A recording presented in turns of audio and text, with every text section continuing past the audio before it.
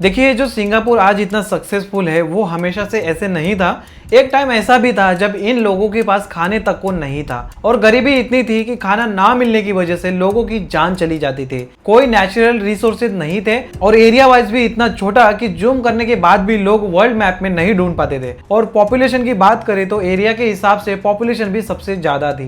पर square kilometre में 7,000 से ज्यादा लोग रहते थे और इंडिया में इतने ही एरिया में 430 लोग रहते हैं। सिंगापुर का टोटल एरिया है 744 स्क्वायर किलोमीटर, यानी इंडिया से 4,571 टाइम छोटा। सिंगापुर का सारा बॉर्डर है वो सी से लगा हुआ है और उसकी लोकेशन की बहुत इंपॉर्टेंस है। तो पहले यानी कि 7th सेंचुरी में सी पोर्ट्स नहीं होते थे, लेकिन पैलेम्बैंग और सुमित्रा के राजा दा पुत्र श्री इस एरिया पे कंट्रोल कर लेते हैं और इस रूट से जितने भी शिप्स निकलते हैं उनसे टैक्स लेते हैं। फिर धीरे धीरे टाइम के साथ इनका कंट्रोल हटता है और कई राजा आते हैं। तो ऐसे ही एक राजा थे राजकुमार संग नीला। इनका जब टाइम चल रहा था उस एरिया में, जब ये राज कर रहे थे, तो ऐसे ही एक दिन शिकार करने गए थे। दूर से इनको चमकता हुआ एक आइलैंड दिखता है जो इनको बहुत ज्यादा पसंद आता है। तो ये उस आइलैंड पर चले जाते हैं। तो इनको बताया जाता है कि ये जो एरिया है इसे तेमासेक कहते हैं और इसी जगह पर इनको एक ऐसा जानवर दिखता है जो इससे पहले उन्होंने कभी अपनी पूरी जिंदगी में नहीं देखा था। तो राजा को बताया जाता है कि ये जानवर शेर यानी सिंह नाम का एक जानवर होता है और तभी वो राजा इस प्लेस का नाम सिंगापुरा रख देते हैं और आगे चलकर लोग इसको सिंगापुर बोलने लगते हैं, मतलब लायन सिटी। आज की डेट में भी अगर आप देखोगे सिंगापुर का नेशनल सिंबल जो है वो लायन का एक हेड है।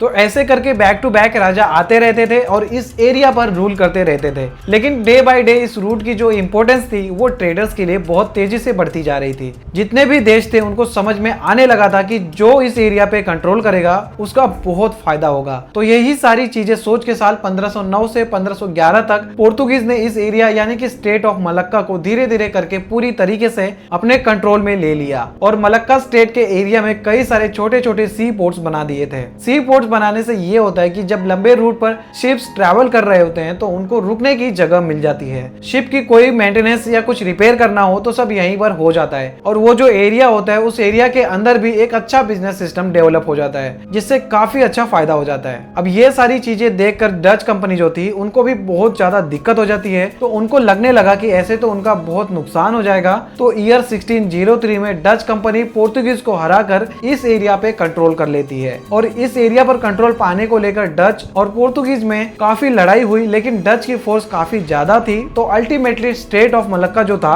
उस पर पूरा कंट्रोल डच के अंदर आ गया था। अब दोनों लड़ने में लगे थे और दूसरी तरफ British east India company India में तो रूल कर ही रही थी, साथ ही साउथ एशिया में भी ये लोग ट्रेड करते थे। वहां भी उन्होंने कॉलोनीज बना रखी थी ट्रेड करने के लिए। इनको भी इस रूट की बहुत जरूरत पड़ती थी। तो इनको भी किसी न किसी तरीके से इस रूट को सिक्योर करना था। लेकिन ईस्ट इंडिया कंपनी डच लोगों से डायरेक्ट फाइट नहीं करना चाहती थी। तो ईस्ट इंडिया कंपनी क्या करती है कि स्टेट ऑफ मलक्का जो था उसको एज इट इज छोड़ देती है। लेकिन जनवरी 1819 में अपने ब्रिटिश ऑफिसर थॉमस स्टैमफोर्ड को स्टेट ऑफ मलक्का के पास सिंगापुर था वहां पर अपने ऑफिसर को भेजते हैं, जिसे जौहर के सुल्तान इसको कंट्रोल करते थे। और 6 फरवरी 1819 को ये जो जौहर के सुल्तान थे उनको पटाकर ट्रीटी साइन कर लेती है। उस ट्रीटी में ये था कि 8,000 स्पेनिश डॉलर वो ब्रिटिश सुल्तान को देंगे और उसके बदले में ये जो पूरा सिंगापुर एरिया है उनके अंडर में आ जाएगा, फिर चाहे जो मर्जी करे। तो अब यहाँ से ब्रिटिशर जो थे उनको सिंगापुर मिल जाता है और डच जो थे वो स्टेट ऑफ मलक्का में अपने सी पोर्ट्स बनाकर वहां मैनेज कर रहे थे। अब इन दोनों में वैसे तो लड़ाई नहीं होती है, लेकिन एक तरीके से कंपटीशन शुरू हो गया था और इसी वजह से ये जो छोटा सा आइलैंड था सिंगापुर, इसकी किस्मत बदलना चालू हो जाती है। अब मलक्का स्टेट में बैठी डच कंपनीज और सिंगापुर में बैठी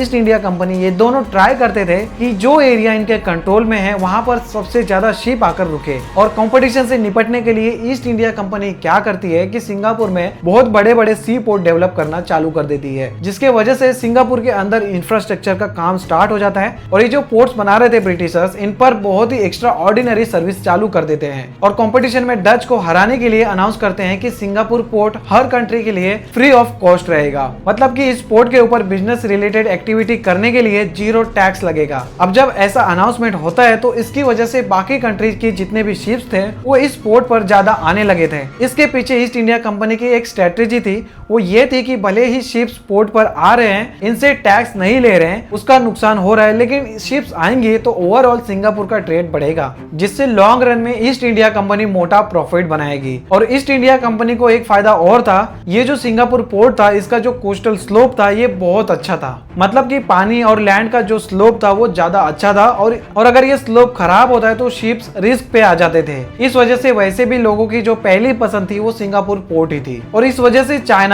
इंडिया, मलेशिया हर तरफ से लोग यहाँ पर आने लगे थे। अब इसकी वजह से सिंगापुर जो कि एक सुनसान टापू था, वहाँ चाइना, इंडिया और मलेशिया की पॉपुलेशन आके बसने लगती है। अब जब यहाँ पर पॉपुलेशन आके बसने लगती है तो यहाँ पर दिक्कत ये थी कि सिंगापुर में कोई ढंग का एडमिनिस्ट्रेशन नहीं था। ब्रिटिशर जो थे उनका सारा फोकस सिंगापुर के जो पोर्ट थे उनकी सिक्योरिटी और उसके ऊपर पैसा बनाने के ऊपर लगा हुआ था। वहाँ की पॉपुलेशन की ग्रोथ, उनका डेवलपमेंट, इससे इनको कोई मतलब नहीं था। अब क्योंकि ढंग का एडमिनिस्ट्रेशन नहीं था, इसकी वजह से यहाँ पर इलीगल काम शुरू हो गया। इस वजह से सिंगापुर पोर्ट जो था वो अपने पोर्ट की बजाय इलीगल एक्टिविटी का अड्डा है उसके नाम से काफी ज्यादा फेमस होने लगा था। अलग अलग कंट्रीज से लोग यहाँ पे आकर अफीम का नशा करते थे, जुआ खेलते थे, slate trading, commercial sex worker यहाँ पर ऑपरेट होने लगी थी, और वायलेंस तो बहुत ज्यादा बढ़ गया था। इस रूट से जाने वाले जो ट्रेडर्स थे वो सिंगापुर को एक अय्याशी का अड्डा समझते थे, और ये ब्रिटिश जो थे वहाँ पर जो लोग काम करते थे उनको बस लेबर क्लास समझते थे, कम पैसे में ज्यादा काम करने वाले लेबर, और इससे ज्यादा उनको कोई मतलब नहीं था। अब आगे ये होता है कि उस पोर्ट पर ब्रिटिशर जो पैसा कमा रहे थे वो जितना उन्होंने एक्सपेक्ट किया था उतना नहीं कमा पा रहे थे, और बगल में ही एक चाइना देश था जिसको ब्रिटिशर देख रहे हैं कि वो बहुत ज्यादा पैसा बना रहा है, क्योंकि चाइना के बगल में जो सी थी वहाँ पे बहुत सारे नेचुरल रिसोर्सेज निकल रहे थे जिसको वो दुनिया भर में बेच रहा था, और यूके को भी वहाँ से लेना पड़ रहा था। अब ये सारी चीजें देख के ब्रिटिशर जो थे वो चाइना से भी इतने खुश नहीं थे। उनको ये लग रहा था कि हमें पैसे देकर इनसे इतना कुछ लेना पड़ रहा है और हमारे पास ऐसी कोई चीज नहीं है जिसकी जरूरत चाइना को हो। एक्चुअली ट्रेड जब दोनों तरफ से होता है तभी देश को फायदा होता है। तो इससे निपटने के लिए ब्रिटिशर्स ने एक अजीबोगरीब तरीका अपनाया। इन्होंने क्या किया कि ओपीएम यानी अफीम उसको चाइना में भेजा, उसकी लत लगाई, और जब चाइना के लोगों को उसकी लत लग गई, उस पर ज्यादा डिपेंडेंसी हो गई, तो वही चाइना एक्सपोर्ट करने लगे, और चाइना की मजबूरी हो गई इंपोर्ट करके उस प्रोडक्ट को लेने की। इसकी वजह से पूरे चाइना में अफीम का जो नशा था वो बहुत तेजी से फैल गया था। अब ये जो नशा चाइना में फैला था धीरे धीरे सिंगापुर में भी पहुंच गया था, क्योंकि मोस्टली सिंगापुर के अंदर चाइनीज लेबर जो थे वो वहीं से आते थे। ईयर 1847 तक सिंगापुर जो कि एक सुनसान टापू था उसकी पॉपुलेशन 70,000 हो गई थी, जिसमें से 40,000 सिर्फ चाइनीज थे, और इस पॉपुलेशन में से भी 15,000 लोग अफीम का नशा कर रहे थे। तो आप सोच के देख सकते हैं कि इतने सारे लोग नशा कर रहे हो तो वहां पर सड़कों पर क्या हाल रहा होगा। और वैसे भी सिंगापुर की जो मेजोरिटी ऑफ पॉपुलेशन थी बिना किसी सपोर्ट और एंटरटेनमेंट के कड़ी मेहनत से ब्रिटिशर्स के लिए कम पैसों में काम करती थी, इसलिए कुछ प्रोडक्टिव करने की बजाय इस नशे की लत लग गई थी उनको। उस टाइम ऐसा हाल हो गया था कि अफीम की लत इतनी लग गई थी लोगों को, और जब पैसे नहीं रहते तो इस चक्कर में चोरी, डाका सब कुछ होना शुरू हो गया था। गरीबी तो पहले ही थी और ये चीज और शुरू हो गई थी, लेकिन इसके बाद एक चीज ऐसी होती है कि जिसकी वजह से सिंगापुर की सिचुएशन थोड़ी ठीक होती है। नवंबर 1869 में इजिप्ट का सुएज कैनाल जो था वो ओपन हो जाता है। तो पहले ये जो दो रूट थे वो यूज होते थे, जिसकी वजह से सुन्ना स्टेट एंड मलक्का स्टेट दोनों का ट्रैफिक डिवाइड हो जाता था। लेकिन जब सुएज कैनाल खुल जाता है तो ट्रेडर्स ये रूट यूज करने लगते हैं, क्योंकि ट्रेडर्स के लिए ये रूट छोटा पड़ने लगा था। हालांकि इंग्लैंड से चाइना का जो रूट था वो 5000 माइल्स कम हो गया था, तो इसके वजह से स्ट्रेट ऑफ मलक्का और उसके पास जो सिंगापुर था उसकी इंपोर्टेंस बहुत ज्यादा बढ़ गई थी। अब यहाँ से सिंगापुर का पोर्ट का ट्रेड जो था वो बूम करता है। दुनिया भर से सिंगापुर में ट्रेडर्स आने लगते हैं, मैन पावर की डिमांड बढ़ जाती है। सिंगापुर के आसपास जितने भी देश थे वहां से लोग काम करने के लिए सिंगापुर में आने लगे, इसलिए इससे पॉपुलेशन भी बढ़ने लगी थी सिंगापुर की। और जब पॉपुलेशन बढ़ने लगी तो ब्रिटिशर्स ने रूल्स और रेगुलेशन भी बनाए। एडमिनिस्ट्रेशन पे ध्यान देना जरूरी समझा, पुलिस और सोल्जर्स भी रखने पड़े थे, लेबर्स की जरूरत के हिसाब से इंफ्रास्ट्रक्चर बनाना पड़ा। तो इन सब वजह से सिंगापुर ब्रिटिश की कॉलोनी बन के एक प्रॉपर देश की तरह वर्क करने लगा था। लेकिन होता क्या है कि ईयर 1914 में वर्ल्ड वॉर शुरू हो जाती है। अब इस वॉर से सिंगापुर का कुछ लेना देना तो नहीं था, लेकिन ब्रिटेन इसमें इन्वॉल्व था, तो इसके वजह से अंग्रेजों का जो फोकस था वो लड़ाई में था। और दूसरी चीज, इस वॉर की वजह से ग्लोबल ट्रेडिंग जो थी वो बहुत कम हो गई थी, इसमें बहुत भारी असर पड़ा था।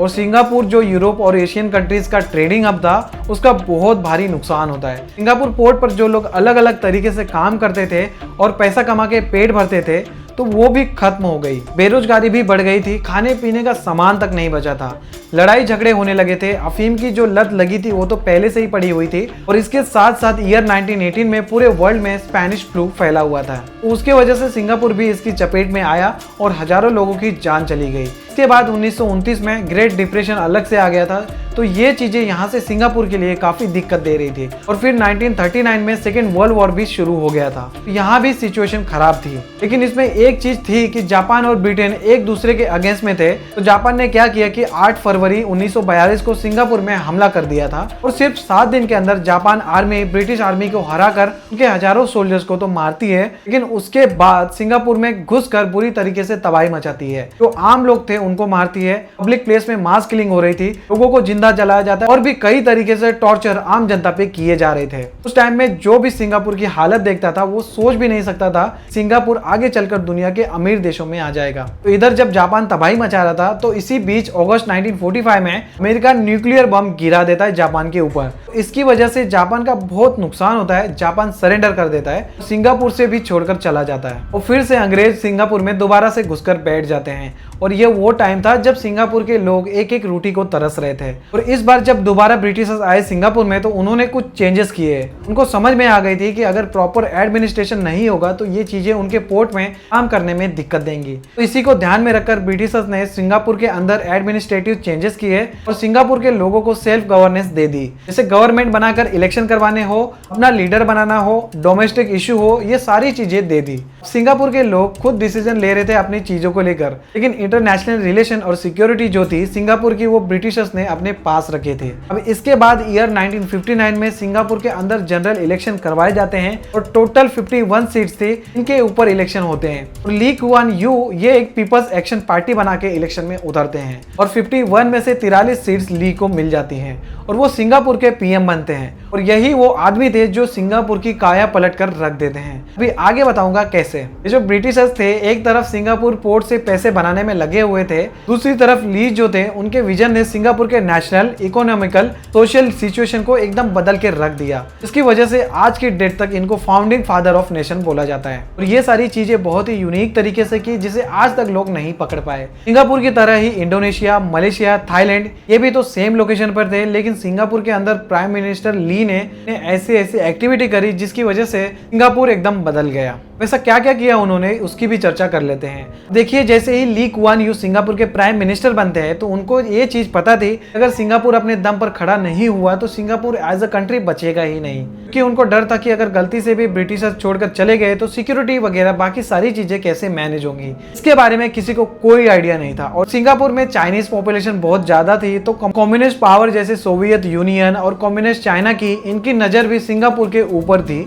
कैसे भी करके ये जो इलेक्शन हो रहे हैं, ये जो पार्टी बन रही है, पीएम वगैरह बन रहे हैं, इनको हटा के कम्युनिस्ट गवर्नमेंट जो है इसको स्टैब्लिश किया जाए सिंगापुर के अंदर। पीएम ली के सामने ये तो एक चैलेंज था ही, लेकिन इससे भी बड़ा चैलेंज था कि सिंगापुर में गरीबी, झुग्गी झोपड़ियां, भूखमरी, फीम के अड्डे, क्राइम और रिसेशन जैसी जिस लेवल पर था उतनी पूरी दुनिया में कहीं नहीं था। उस टाइम पर अनएम्प्लॉयमेंट बहुत ज्यादा था, खाने की बहुत दिक्कत थी, लेकिन इसके बाद भी हर हफ्ते कोई ना कोई वर्कर का ग्रुप जो था वो स्ट्राइक कर देता था। सिंगापुर के अंदर लोग बहुत ही डिवाइडेड रहते थे, सिर्फ अपनी कम्युनिटी से मतलब रखते थे। सिंगापुर एज अ नेशन किसी का कोई लेना देना था ही नहीं, सब अपनी कम्युनिटी से मतलब रखते थे। जो एरिया भी थे वो भी उन्होंने कम्युनिटी वाइज बांट लिए थे। जैसे चाइनीज पॉपुलेशन की जो मेजोरिटी थी वो डाउनटाउन एरिया में रहती थी, मलेशिया की कंपोंग ग्लैम में रहती थी, इंडियन जो थे वो सेरांगुन एरिया में रहा करते थे। पीएम ली जो थे उन्होंने सबसे पहले यही डिसाइड किया कि पूरे देश को यूनाइट करना होगा, ना ये कोई भी पॉलिसी लेकर आएंगे ये सब बेकार हो जाएगी। पीएम बनते ही सिंगापुर का नेशनल फ्लैग,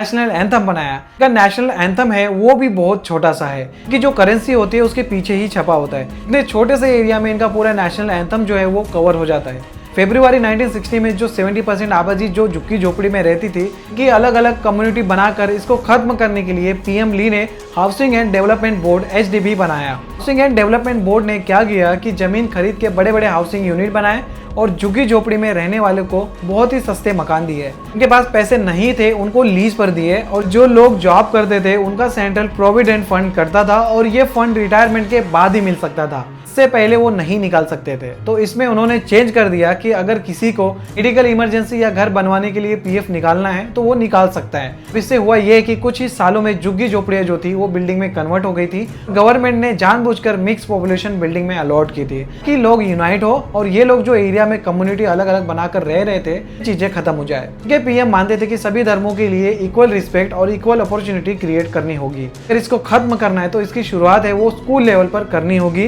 कि रूट लेवल पर ही इस चीज को खत्म किया जा सके। इस टाइम पे सिंगापुर में ऐसा था कि जो माली कम्युनिटी के बच्चे होते थे वो माले स्कूल में जाते थे, चाइनीज के बच्चे चाइनीज स्कूल में जाते थे, ऐसे बाकी जो कम्युनिटी भी थी वो अपने अपने प्रेफर्ड स्कूल में जाती थी। ली ने इससे निपटने के लिए क्या किया कि जितनी कम्युनिटी बेस्ड स्कूल थे इससे कहीं ज्यादा अच्छा इंफ्रास्ट्रक्चर और फैसिलिटी वाले गवर्नमेंट स्कूल स्टार्ट कर दिए। बहुत ही कम पैसे में गवर्नमेंट स्कूल ऑफर किया और जब लोगों ने फैसिलिटी और पढ़ाई देखी कि कम पैसे में इतनी अच्छी फैसिलिटी, इतनी अच्छी पढ़ाई मिल रही है, लोगों ने अपनी कम्युनिटी वाले स्कूल जो थे वहां से बच्चों को निकाल कर गवर्नमेंट स्कूल में डालना प्रेफर किया क्योंकि उनको कम पैसे में high class education government school में ही मिल जा रही थी। इन स्कूल के अंदर भी गवर्नमेंट का फोकस था कि कैसे हर एक धर्म की रिस्पेक्ट करनी है और यूनाइट होकर रहना है। बच्चों को फैंसी ड्रेस कंपटीशन में भी जैसे चाइनीज बच्चा है तो माले की ट्रेडिशनल ड्रेस पहनकर वो परफॉर्म करता था। इस तरीके का कल्चर इन्होंने स्कूल में डेवलप किया।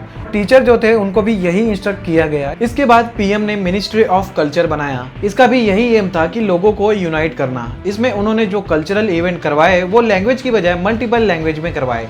पर कई कई जगह पर ऐसा था कि चाइनीज था वो माले कल्चरल इवेंट होते थे उसमें पार्टिसिपेट करता था, ऐसे ही माले जो थे वो चाइनीज के इवेंट में पार्टिसिपेट करते थे। और सिंगापुर के अंदर जो मेजोरिटी थी वो चाइनीज, माले, तमिल और इंग्लिश बोलने वालों की थी। तो इन चारों लैंग्वेज को ऑफिशियल लैंग्वेज बना दिया गया था। अब देखिए, देश को यूनाइट करने में पीएम तो कामयाब हो गए थे, लेकिन इनके देश की जो इकोनॉमी थी वो सिर्फ टीन और रबर के प्रोडक्ट्स पर टिकी हुई थी। उसका भी कंट्रोल मलेशिया के हाथ में था क्योंकि वही इनका बहुत बड़ा इंपोर्टर था। और इसी के साथ साथ सिंगापुर में कोई नेचुरल रिसोर्सेज भी नहीं थे जिसके बेसिस पे वो कुछ पैसे बना पाए। और दूसरी चीज, सिक्योरिटी भी जो थी वो ब्रिटिशर्स संभाल रहे थे। मानो अगर ब्रिटिशर्स छोड़कर चले जाते तो 2 मिनट किसी भी देश को सिंगापुर को खत्म करने में लग जाते। तो इनके जो पीएम थे उनको कहीं ना कहीं डे 1 से लगता था कि अगर मलेशिया का सपोर्ट रहेगा तो अच्छा होगा, और टाइम टू टाइम मलेशिया को खुश करने की कोशिश भी करते थे। जैसे उन्होंने सिंगापुर को माले ओरिजिन का मानते हुए माले को सिंगापुर की नेशनल लैंग्वेज अनाउंस कर दिया था। पीएम का विश्वास था कि इससे मलेशिया को लगेगा कि ये सिंगापुर है, कोई अलग देश नहीं है। पीएम का विश्वास था कि इससे मलेशिया को लगेगा कि ये सिंगापुर जो है ना वो कोई अलग देश नहीं है, ये हमारे जैसे ही लोग हैं और कल को अगर कुछ होता है तो हमारे सपोर्ट में आएंगे। इनफैक्ट सिंगापुर के जो पीएम थे वो भी यही चाहते थे कि कैसे भी करके मलेशिया जो है वो सिंगापुर को अपना एक स्टेट बना ले। तो बाकी चीजें सब ठीक चल रही थी, लेकिन पीएम ली को लगता था इनके सारे प्लान्स फेल हो जाएंगे अगर देश में करप्शन रहेगा तो। और इसको लेकर जून 1960 में प्रिवेंशन ऑफ करप्शन एक्ट पास किया गया, जिसमें पब्लिक या गवर्नमेंट किसी भी सेक्टर में अगर करप्शन में कोई पकड़ा गया तो उसे 1 लाख सिंगापुर डॉलर की पेनल्टी या फिर 5 से 7 साल की जेल, ये दोनों हो सकती है। इन करप्शन केसेस की जांच के लिए भी CPIB corrupt practices investigation bureau भी बनाई गई और इस पूरे डिपार्टमेंट को गवर्नमेंट के कंट्रोल से बिल्कुल बाहर रखा गया और इसकी रिपोर्टिंग डायरेक्ट प्राइम मिनिस्टर को दे दी गई थी। अब इसके बाद ईयर 1961 में उन्होंने इकोनॉमिक डेवलपमेंट बोर्ड EDB बनाया। इसका मेन पर्पस ये था कि चलो हमारे पास भले ही कोई नेचुरल रिसोर्सेज नहीं है, लेकिन अगर हम सही से टैक्स बेनिफिट देंगे सिंगापुर में, फॉरेन इन्वेस्टमेंट करवाएंगे तो यहाँ की इकोनॉमी वो सुधर जाएगी और लोगों के पास पैसे और जॉब दोनों आएंगी। तो इन्होंने ये डिसाइड किया कि बाहर से आकर कोई नई इंडस्ट्री सिंगापुर में सेटअप करेगा उसको टैक्स बेनिफिट दिए जाएंगे। कई केसेस में तो 1-2 साल का टैक्स हॉलीडे पे दिया जाएगा, मतलब आप आओ अपनी कंपनी सेटअप करो, 1 से 2 साल तक का कोई टैक्स नहीं देना होगा। तो पीएम ली जो थे ये सारे छोटे छोटे स्टेप तो ले ही रहे थे, इसके साथ साथ ये क्या कर रहे थे कि मलेशिया से बैक टू बैक मीटिंग कर रहे थे कि सिंगापुर को मलेशिया अपना स्टेट बना ले।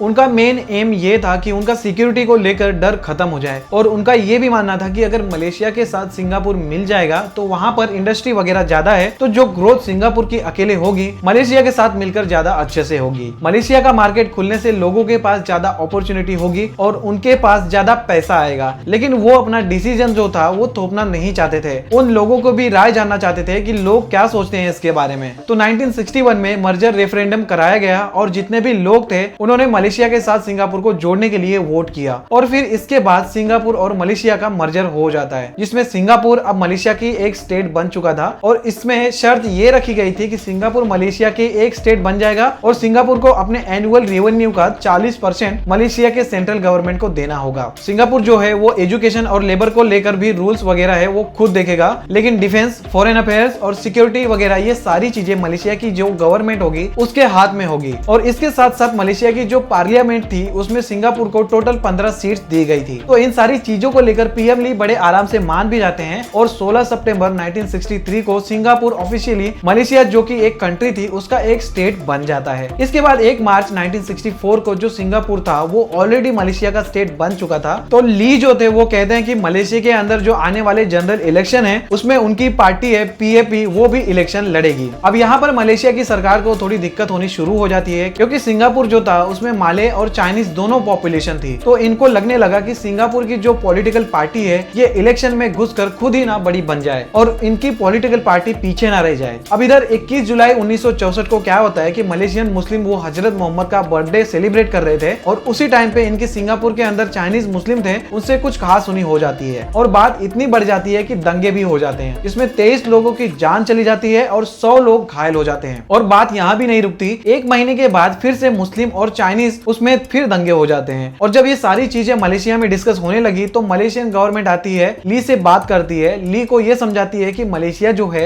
वो माले लोगों का है, आप उनको फेवर करो, इसका पॉलिटिकल एडवांटेज भी होगा और चाइनीज को थोड़ा सा पीछे रखो। अब इसके लिए ली जो है वो साफ मना कर देते हैं। वो कहते हैं कि इतने सालों से हम इसी चीज के पीछे काम कर रहे हैं, इनको यूनाइट कर रहे हैं और अब ऐसे लड़ाई करवाना ठीक नहीं है, हमारे लिए हर एक धर्म वो सेम है। अब यहाँ से मलेशियन गवर्नमेंट को समझ में आ गया था कि सिंगापुर को अपने साथ जोड़कर थोड़ी सी गलती कर दी है क्योंकि ये हमारे कुछ सुन नहीं रहे हैं और आगे चलकर हमारे पॉलिटिकल इंटेंस जो है वो भी सफर करेंगे। तो ये लोग क्या करते हैं कि ली और सिंगापुर के जो बाकी लीडर होते हैं उनको जेल में डाल देते हैं, लेकिन फिर थोड़े टाइम बाद ही मलेशिया के पीएम टुनको अब्दुल रहमान बीच में आते हैं और सिंगापुर को 9 अगस्त 1965 को मलेशिया से बाहर कर देते हैं। जो स्टेट बनाया था उसको हटाकर सिंगापुर को अलग छोड़ देते हैं। सिंगापुर दुनिया का एक लौता ऐसा देश हो जाता है जिसको जबरदस्ती आजादी दी जाती है। सेम डे पर ली प्रेस कॉन्फ्रेंस करते हैं, सिंगापुर को एक डेमोक्रेटिक और इंडिपेंडेंट देश द रिपब्लिक ऑफ सिंगापुर इसको अनाउंस कर देते हैं, लेकिन वो चाहते नहीं थे मलेशिया से अलग होना। इनफैक्ट जब वो प्रेस कॉन्फ्रेंस कर रहे थे उस समय पर भी ये रो गए थे, लेकिन इसके कुछ ही टाइम में पीएम ली उनको समझ में आ गया था कि सिंगापुर को बचाने कोई नहीं आएगा, जो कुछ करना है इनको खुद ही करना पड़ेगा। इसी के साथ साथ एक दिक्कत और खड़ी हो जाती है। एक्चुअली ब्रिटिशर्स के वहां भी इलेक्शन चल रहे थे, तो वो अपने नुकसान को देखकर डिसाइड करते हैं कि उनकी मिलिट्री की जो एक्सपेंसेस है उसको कम करेंगे और इसके साथ साथ जिन कॉलोनीज में फायदा कम हो रहा है और नुकसान ज्यादा हो रहा है ये उससे बाहर आ जाएंगे। और फिर 18 जुलाई 1967 को ब्रिटिशर्स ये फैसला लेते हैं कि साउथ ईस्ट इंक्लूडिंग सिंगापुर यहाँ से ये लोग निकल जाएंगे, जितने भी सैनिक है वो इनको वापस बुला लेंगे और ईयर 1970 तक साउथ ईस्ट से अपनी आर्मी पूरी तरीके से ये बुला लेते हैं। अब ये जो चीज थी इसको लेकर ली के साथ सिंगापुर के बाकी जो लोग थे वो भी बहुत ज्यादा परेशान हो जाते हैं, क्योंकि ब्रिटिश आर्मी सिंगापुर के लोगों को सिर्फ सिक्योरिटी नहीं देती थी बल्कि एम्प्लॉयमेंट भी देती थी, जिससे वो 2 वक्त का खाना खा पाते थे। और पीएम ली जो थे उनके पास कोई ऐसा इमीडिएट ऑप्शन भी नहीं था जिससे वो इतने सारे लोगों को एक साथ एम्प्लॉयमेंट दे सकें। ली क्या करते हैं कि वो लंदन जाकर रिक्वेस्ट करते हैं, बहुत मनाने की कोशिश भी करते हैं, लेकिन कोई भी चीज काम नहीं करती है और ब्रिटिशर्स आराम से सिंगापुर छोड़कर निकल जाते हैं। इस टाइम पे सिंगापुर पूरी तरीके से अकेला पड़ जाता है, जो थोड़ा बहुत एम्प्लॉयमेंट था वो भी कम हो चुका था। सिंगापुर की जो हालत थी सिक्योरिटी के नाम पर भी काफी खराब हो गई थी, क्योंकि इनके पास सिर्फ हजार लोगों की 2 बटालियन थी, 2 शिप्स थे और एयर फोर्स तो बिल्कुल भी नहीं थी, लेकिन फिर भी अपनी खुद की आर्म फोर्सेस बनाकर जैसे तैसे आगे बढ़ते हैं। अब इसके बाद ली के सामने डू और डाई वाली सिचुएशन थी और ली बैक टू बैक स्टेप्स लेना चालू करते हैं। पहली चीज ली तो ये करते हैं कि साउथ ईस्ट कंट्रीज जो थी उनके साथ बैक टू बैक बात करते हैं और association of south east Asian Nations इसको बनाते हैं, जिसमें सिंगापुर के साथ मलेशिया, इंडोनेशिया, फिलीपींस, थाईलैंड इनको जोड़ते हैं ताकि सारे लोग एक दूसरे का सपोर्ट करें, इकोनॉमिकली और रीजन के अंदर जो पीस है उसको मेंटेन करे और अगर कोई दिक्कत आती है तो किसी के ऊपर तो उसको सपोर्ट करे। नेक्स्ट स्टेप ली ये लेते हैं कि जून 1968 में जुरोंग टाउन कॉर्पोरेशन बनाते हैं। जुरोंग सिंगापुर के वेस्ट रीजन के एरिया को कहते हैं। तो इसमें ली ये डिसाइड करते हैं कि इस एरिया को एक इंडस्ट्रियल हब बनाएंगे जहां पर बाहर की कंट्रीज की कंपनियां आएंगी यहाँ पर और अपनी कंपनी सेटअप करेंगी। अब क्वेश्चन ये आता है कि बाहर की कंट्रीज की कंपनियां जो है वो सब कुछ छोड़कर यहीं पर आके क्यों सेटअप करेंगे अपनी कंपनी को। तो पीएम ली इन्होंने कई सारे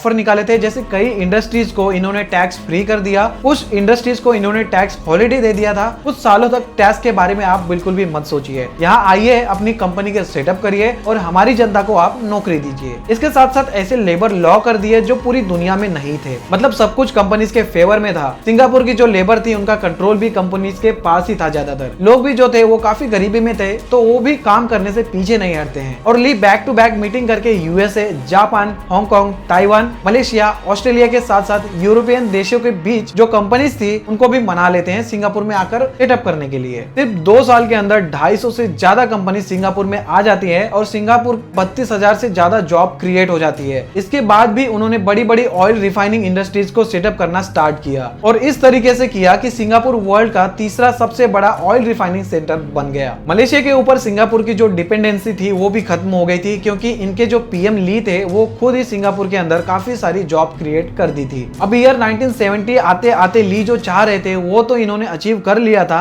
जैसे ईयर 1970 तक सिंगापुर में एक भी आदमी अनएम्प्लॉयड नहीं बचा था। इनफैक्ट इतनी जॉब क्रिएट हो गई थी कि बाहर से आदमी बुलाने पड़ रहे थे और सिंगापुर का जीडीपी ग्रोथ रेट था वो 13.94% पर पहुंच गया था, जो कि इंडिया के कंपैरेटिवली 3 गुना ज्यादा था। लेकिन इसके बाद टाइम था सिंगापुर का दुनिया के सबसे अमीर देशों में आने का। एक्चुअली सिंगापुर में बहुत ज्यादा ऑर्डर्स आ रहे थे, बाहर से लोग बुलाने के बाद भी जो काम था वो पूरा नहीं हो पा रहा था। लोग ओवर टाइम करने के बाद जो ऑर्डर्स थे उनकी डिलीवरी अचीव नहीं कर पा रहे थे। तो पीएम ली जो थे उन्होंने अपने ऑफिशियल्स को बुलाया और कहा कि ये जो हम प्रोडक्ट मैन्युफैक्चरिंग फैक्ट्रीज हैं इसमें जो लेबोरियस काम कर रहे हैं, जैसे textile, wood products, mosquito coils, इन सब पर जो फोकस कर रहे हैं इसमें लेबर बहुत ज्यादा है, यानी मेहनत बहुत ज्यादा है और पैसा बहुत कम है। और अगर ऐसा ही चलता रहा तो हमारे पास कितना भी बिजनेस आ जाए, हमारी जो ग्रोथ है वो यहीं तक रुक जाएगी। तो आप कुछ ऐसा करना पड़ेगा जिससे मेहनत कम लगे और पैसा ज्यादा है। ऐसी पॉलिसी बनाओ जिससे टेक्नोलॉजी और स्किल्ड बेस्ड इंडस्ट्री जैसे machinery, electronic parts, computer parts, pharma based companies के भी इन्वेस्टर यहाँ पे आए, क्योंकि इसमें मेहनत कम होती है और ज्यादा पैसा आता है। और कुछ दिन इस पर काम करने के बाद ईयर 1973 में इनका जो इकोनॉमिक डेवलपमेंट बोर्ड था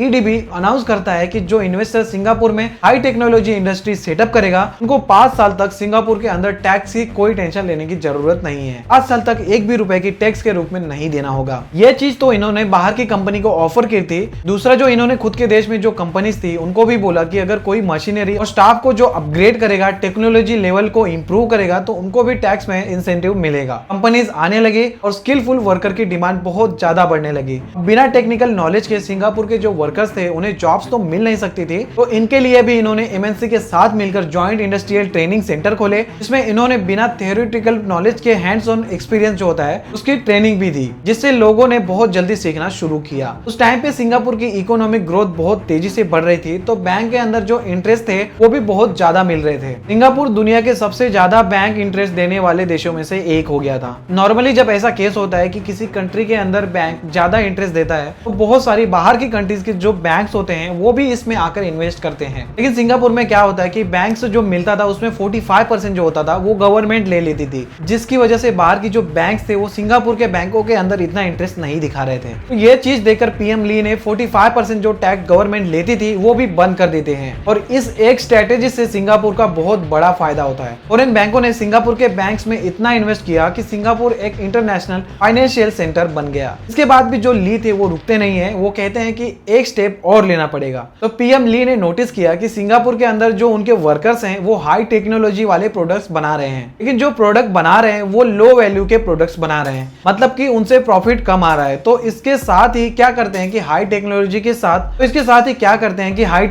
के साथ हाई वैल्यू वाले प्रोडक्ट भी बनाने के लिए बोलते हैं, ताकि कम मेहनत में और ज्यादा पैसा आए। पीएम ली जो थे उनका सपना था कि सिंगापुर को दुनिया के सबसे अमीर कंट्री बनाना है। अब आप सोचिए कि जो कुछ ही साल पहले, मतलब 20 से 25 साल पहले की बात होगी, कुछ ही साल पहले जहां भुखमरी थी, वो इतना बड़ा सपना देख रहा था और उसको पूरा भी कर रहा था। ईयर 1980 में गवर्नमेंट हाई सैलरी स्कीम लेकर आई, जिसमें स्किलफुल लेबर को उनकी स्किल के अकॉर्डिंग हाई सैलरी अनाउंस की गई। बाहर से जो इंडस्ट्रीज आ रही थी जो हाई वैल्यू प्रोडक्ट्स बनाती थी उनको पहले की तरह फिर से टैक्स में छूट दी गई, बल्कि और ज्यादा छूट दी गई। गवर्नमेंट ने अपने बजट में अलग से स्किल डेवलपमेंट फंड भी बनाया, ताकि इनके देश की जो कंपनीज है जो ट्रेनिंग, R&D, कंप्यूटराइजेशन, ऑटोमेशन वगैरह जो हाई एंड प्रोडक्ट बना सके, जिनसे उसमें इन्वेस्ट करने दी तो उनको सब्सिडी मिले। और ये भी इन्होंने इतना सक्सेसफुली किया कि सिंगापुर वर्ल्ड में हाई वैल्यू प्रोडक्ट मैन्युफैक्चरिंग का किंग बन गया। यहाँ तक कि 1983 1993 में सिंगापुर पूरे वर्ल्ड में हार्ड डिस्क ड्राइव जो कंप्यूटर में यूज होती थी उसका लार्जेस्ट एक्सपोर्टर बन गया था। सिंगापुर बैक टू बैक अपनी कंट्री को एडवांस करता गया।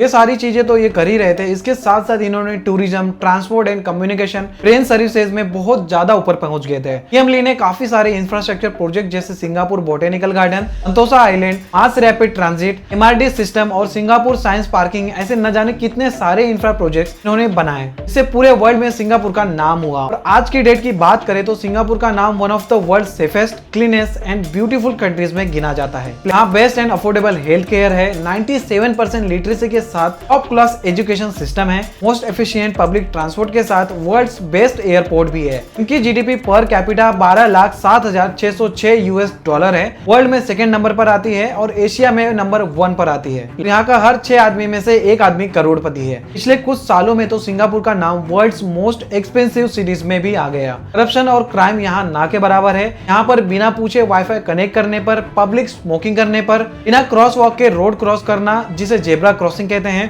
गंदगी फैलाने पर, च्युइंगम खाने या बेचने पे, यहाँ तक कि पब्लिक टॉयलेट में फ्लश ना करने तक पर, ऐसी हर चीज पर अच्छा खासा फाइन है और जेल की भी सजा हो सकती है। और थोड़े से भी ड्रग्स केस में पाए जाने पर कड़ी से कड़ी सजा दी जाती है। आज की डेट में भी ना जाने कितनी कंट्रीज है जो सिंगापुर के सिस्टम को कॉपी करती हैं, लेकिन इसके बाद भी सिंगापुर जैसे नहीं बन पाती है, क्योंकि जो कोर है वो उस पर फोकस नहीं करते हैं और वो कोर है लोगों की यूनिटी और जीरो करप्शन। पीएम ली के पास पॉलिटिक्स करने का और अपनी कुर्सी के बारे में सोचने का जरा भी टाइम नहीं था, तो उन्होंने लॉन्ग टर्म सोचा कि अगर सिंगापुर अपने पैरों पर खड़ा नहीं हुआ तो वो देश ही नहीं बचेगा। जब देश ही नहीं बचेगा तो पीएम की कुर्सी बचाकर वो क्या करेंगे, और यही रीजन है कि पीएम ली की बात आज के डेट तक हर कोई करता है। तो दोस्तों ये थी सिंगापुर की इंस्पायरिंग कहानी। इंडिया में ऐसा कब देखने को मिलेगा पता नहीं, पर इस वीडियो को लाइक और चैनल को सब्सक्राइब जरूर कर दीजिए ऐसे ही और वीडियोस के लिए। Thank you so much.